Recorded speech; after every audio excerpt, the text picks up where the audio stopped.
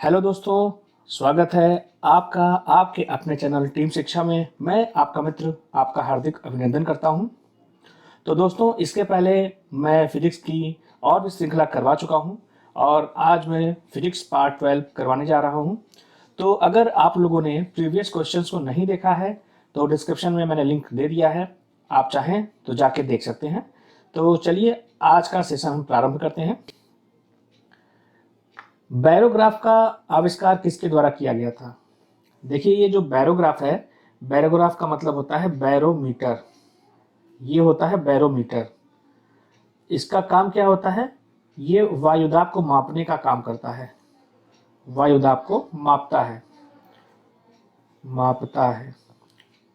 तो अगर हम इसके डिस्कवरर की बात करें तो लुसियन विडी इसके डिस्कवरर हैं। चलिए अगले प्रश्न पे चलते हैं। निम्नलिखित में से कौन सी भौतिक मात्रा एक अदिश राशि है? तो देखिए, ये जो वजन है ये अदिश राशि है। वजन का मतलब होता है द्रव्यमान। द्रव्यमान में परिमाण तो होता है परंतु दिशा नहीं होती है। अच्छा, आवेग के बारे में आपको बता दें, इसको हम आई मतलब इम्पल्स कहते हैं। F इंटू टी ये होती है सदिश राशि। पावर को आप जानते ही हैं, ये भी सदिश राशि होती है। W/T त्वरण, इसको हम A से रिप्रेजेंट करते हैं और त्वरण की जो वैल्यू होती है V-U/T होती है। तो आवेग, पावर और त्वरण ये आपकी वेक्टर क्वांटिटी होती है। तो इसका सही जवाब है पहला, वजन। तो चलिए हम अगले प्रश्न पे चलते हैं। किस भौतिक मात्रा की इकाई पास्कल नहीं है? तो जड़त्व आघूर्ण। देखिए, ये जो दबाव होता है इसको हम P से रिप्रेजेंट करते हैं। ये होता है आपका F/A, मतलब न्यूटन पर मीटर स्क्वायर, जिसको हम कहते हैं पास्कल। अगर हम टेंशन की बात करें तो टेंशन भी एक तरीके से प्रेशर ही होता है, टेंशन फोर्स। और युवा मापांक को हम कहते हैं यंग मॉडुलस। Young modulus. देखिए, इंग्लिश और हिंदी कुछ चीज़ों को आप दोनों में तैयार करिए। जैसे कई लोगों को युवा मापांक समझ में ही नहीं आएगा, इसको हम Y से रिप्रेजेंट करते हैं। इसकी वैल्यू होती है F/A इंटू L0/L। तो देखिए, जो लंबाई होती है, ये जो आपकी लंबाई है, ये चीज़, तो इसकी यूनिट आपस में कैंसिल आउट हो जाएगी और जो हमारी F/A है ये न्यूटन पर मीटर स्क्वायर मतलब पास्कल हो जाएगी। तो इसका जो सही उत्तर होगा वो होगा आपका जड़त्व आघूर्ण। चलिए अगले प्रश्न पे चलते हैं। हाइड्रोजन बम का आविष्कार किसके द्वारा किया गया था? तो देखिए, इसका जो जवाब होगा वो होगा एडवर्ड टेलर। ठीक है, अब हम सैमुअल कोहेन के बारे में बता दें, ये क्यों इंपॉर्टेंट हो जाते हैं। देखिए, सैमुअल कोहेन हैं, इनको हम कहते हैं फादर ऑफ न्यूट्रॉन बम, क्योंकि इन्होंने न्यूट्रॉन बम का आविष्कार किया था। न्यूट्रॉन बम। और अगर हम ओपेनहेमर की बात करें तो इन्होंने क्या किया था? ओपेनहेमर की बात करें तो इन्होंने क्या किया था? Development of nuclear weapon. Development of nuclear weapon. जब सेकेंड वर्ल्ड वॉर हो रहा था तो जिस टीम में ये थे उस टीम के ये हेड थे और इन्होंने ही जो है न्यूक्लियर वेपन को डेवलप करने का काम किया था। तो देखिए, हमारा प्रश्न हाइड्रोजन से संबंधित था, लेकिन मैंने आपको एडिशनल इंफॉर्मेशन दी है जो आगे आपके काम आएगी। तो चलिए अगले प्रश्न पे चलते हैं।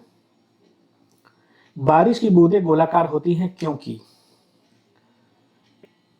देखिए, पानी में सतह का तनाव होता है। अब मान लीजिए कि ये पानी के अणु हैं, ये पानी का अणु है। अब पानी के अणुओं के बीच में एक बल लगता है जिसको हम कहते हैं ससंजक बल। देखिए, ये अणु एक दूसरे के ऊपर फोर्स लगाते हैं इस तरीके से, और जो ससंजक बल है वो सेम मॉलिक्यूल के बीच में फोर्स लगता है। तो देखिए, जो सेंटर का मॉलिक्यूल है वो तो थोड़ा बैलेंस हो जाता है, लेकिन जो किनारे वाला मॉलिक्यूल है उस पर दबाव ज़्यादा पड़ रहा है, जिस वजह से इसका जो सरफेस है इस पर एक प्रकार का तनाव बना रहता है, इसको हम टेंशन कहते हैं। और सरफेस टेंशन क्या करता है? ये एरिया को मिनिमाइज करने का काम करता है। और जो हमारा गोला होता है इसका जो एरिया होता है वो मिनिमम होता है, इसका जो एरिया होता है वो मिनिमम होता है, इसलिए पानी की बूंदें जो हैं गोलाकार होती हैं।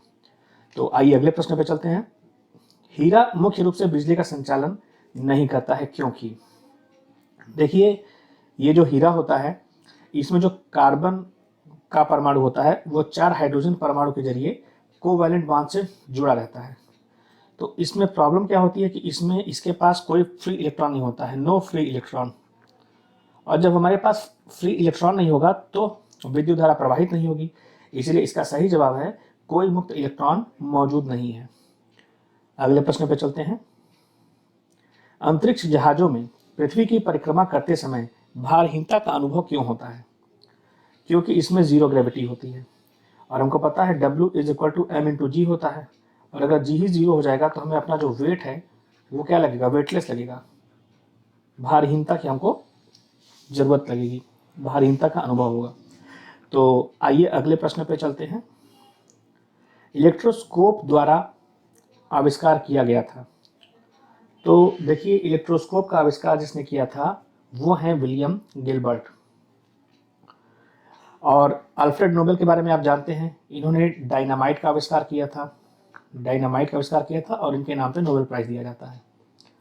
जोसेफ निस्पोर की अगर हम बात करें तो इन्होंने फोटोग्राफी को इन्वेंट किया था, फोटोग्राफी को इन्वेंट किया था। देखिए ये सब प्रश्न अभी पूछे तो नहीं गए लेकिन भविष्य में पूछे जा सकते हैं, इसलिए प्लीज इसको आप लोग नोट डाउन कर लीजिएगा। आइए अगले प्रश्न पे चलते हैं। सबसे छोटी तरंग दायरे वाले प्रकाश कौन सा होता है? देखिए अब हम बात करें तो हमारे पास ये हो गया एक प्रिज्म, और प्रिज्म में मान लीजिए कि एक प्रकाश की किरण आ रही है, ये प्रिज्म के अंदर जा रही है, और उसके बाद प्रिज्म इसको 7 पार्ट में डिवाइड कर देता है, 1 2 3 4 5 6 7। अगर हम तरंगदैर्घ्य की बात करें तो अगर हम नीचे से ऊपर जाएंगे, देखिए यहाँ वायलेट से शुरू होता है और रेड तक जाता है, नीचे से ऊपर हमारी तरंगदैर्घ्य बढ़ती है, ये जो हमारी तरंगदैर्घ्य है वो इंक्रीज हो रही है। तो अब आप खुद पता लगा सकते हैं सबसे कम तरंगदैर्घ्य बैंगनी रंग के प्रकाश का होगा।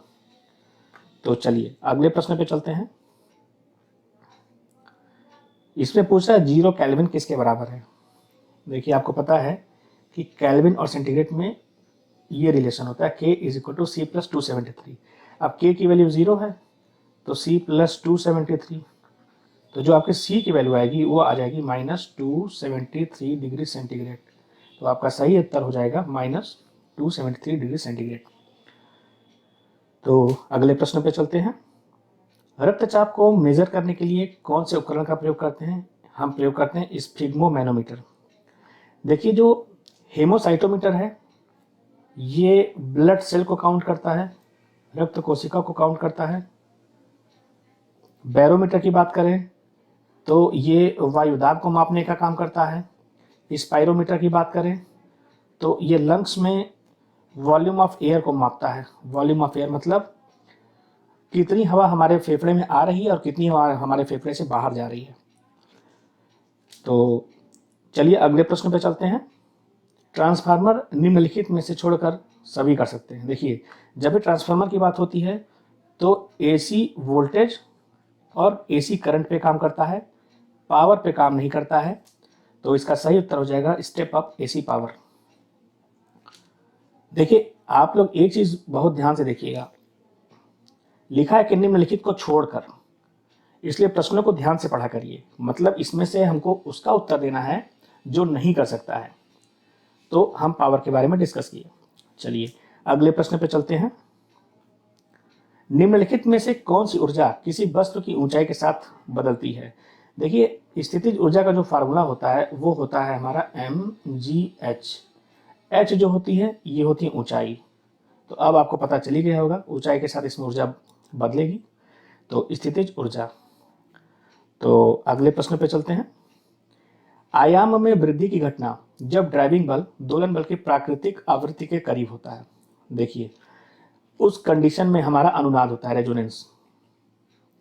जैसे कहने का मतलब मैं आपको एक एग्जांपल लेकर समझाता हूं कि मान लीजिए कि अगर ये एक पुल है, इसके नीचे नदी बह रही है और पुल की कुछ फ्रीक्वेंसी होती है। मान लीजिए कि इसकी फ्रीक्वेंसी F1 है और इस पर कुछ सैनिक जा रहे हैं। तो सैनिकों को आपने देखा होगा कि जब परेड करते हैं तो कदम ताल मिलाकर करते हैं, तो उससे ये एक फ्रीक्वेंसी प्रोड्यूस करते हैं। तो डर ये रहता है कि इनकी अलग अलग फ्रीक्वेंसी मिलके जब F1 के बराबर हो जाएगी, इनकी मान लीजिए कि F डैश थी और F डैश जैसे ही F1 के बराबर होगी तो फिर क्या होगा कि एक रेजोनेंट फ्रीक्वेंसी बन जाएगी। देखिए वही कह रहा है ना, ये ड्राइविंग बल हो गया और आपका ये दोलन बल हो गया।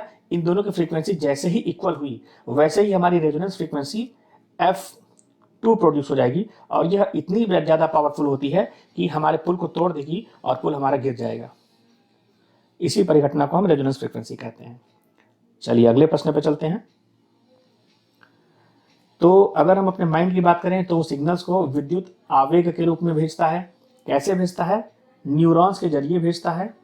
न्यूरॉन्स पहुंचाने का कार्य करता है और इसको हम यूनिट ऑफ ब्रेन भी कहते हैं। कोई पूछे कि ब्रेन की इकाई क्या है, तो यूनिट ऑफ ब्रेन हमारे न्यूरॉन्स होते हैं। ठीक है, और हमारे मतलब कि कह सकते हैं हमारे माइंड में, ये हमारे शरीर में 10⁶ न्यूरॉन्स होते हैं। ठीक है, चलिए हम अगले प्रश्न पर चलते हैं। पृथ्वी के आंतरिक भाग में तापमान वृद्धि का मुख्य कारण क्या है? देखिए ये हमारी पृथ्वी है, इसके इनर स्ट्रक्चर की बात करें तो इसके अंदर बहुत ज़्यादा प्रेशर है और बहुत ज़्यादा टेम्परेचर है। ठीक है, जब दोनों बढ़ते हैं, दोनों के कारण ही इसके अंदर ऊष्मा बढ़ती है। तो अब देखिए रेडियोधर्मी पदार्थों का दबाव और टूटना। तो हमारे धरती के अंदर रेडियो एक्टिव एलिमेंट्स भी होते हैं, वो टूटते भी हैं, प्रेशर प्रोड्यूस करते हैं, हीट प्रोड्यूस करते हैं। तो इसका सही जवाब होगा रेडियोधर्मी पदार्थों का दबाव और टूटना। अगले प्रश्न पे चलते हैं। अब इसमें कह रहा है कि देखिए एक तरंग है जिसकी वेलोसिटी हमारी दे रखी है, वेलोसिटी दे रखी है 250 मीटर और तरंग दैर्घ्य दे रखी है 2 मीटर की, और हमसे आवर्तकाल पूछा है टी, क्या होगा? ठीक, आपको पता है कि टी बराबर होता है हमारा 1/n, तो पहले हमको n निकालना पड़ेगा और n बराबर हमारा पता है होता है v/λ।